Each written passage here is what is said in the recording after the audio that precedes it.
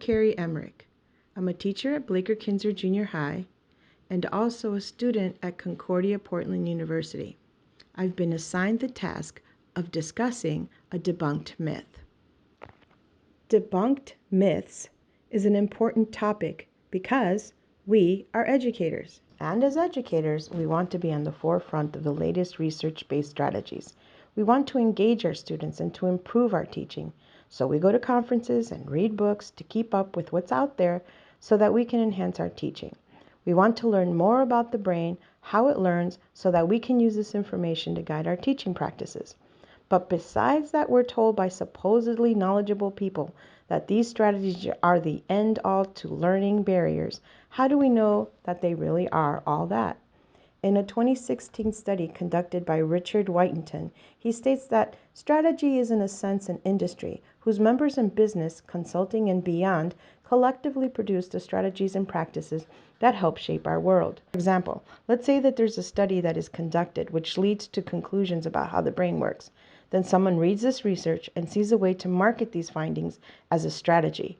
The issue is that those findings are sometimes hurriedly turned into and sold to us as a strategy before further research either dispels or puts specifications on those findings. Let's take, for example, learning styles. In the late 1980s, Neil Fleming designed the VARK questionnaire and help sheets that indicate whether a person learns best visually, auditorily, through reading and writing, or kinesthetically. Fleming was the senior inspector for the over 100 schools in the South Island of New Zealand.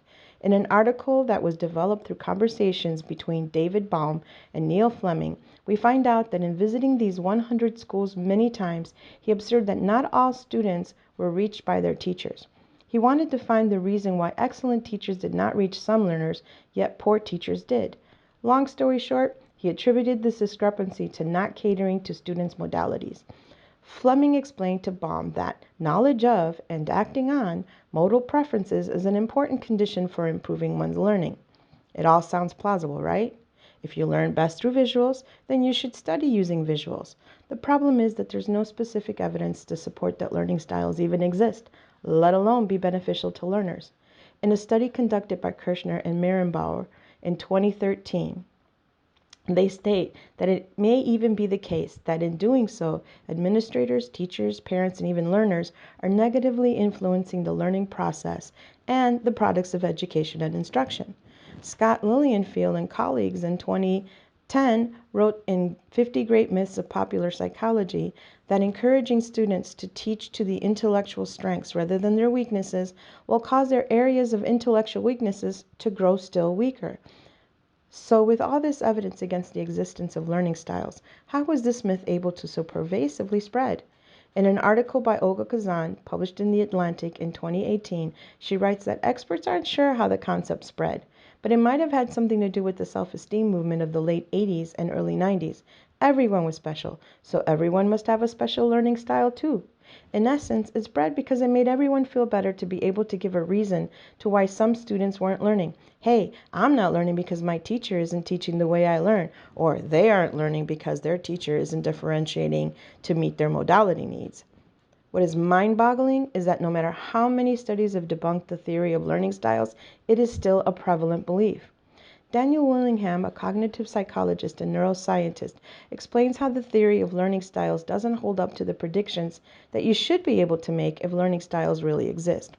For example, if learning styles really existed, then it would be reasonable to believe that if you gave a list of words to the auditory learner auditorily, and you gave the visual learner the list through pictures, then that they both would do well when tested.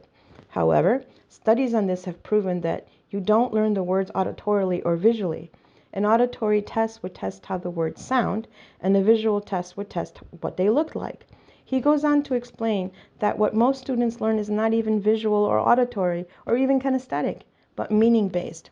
For example, it would be silly to say that an auditory learner will learn the shape of a country by being told what it looks like, or a visual learner will learn a new language through pictures. What Willingham is saying is that if learning styles existed, then we should be able to predict that a visual learner will learn best visually, but when tested, that isn't the case. What is supported through research is that our brain decides what modality to use depending on the task.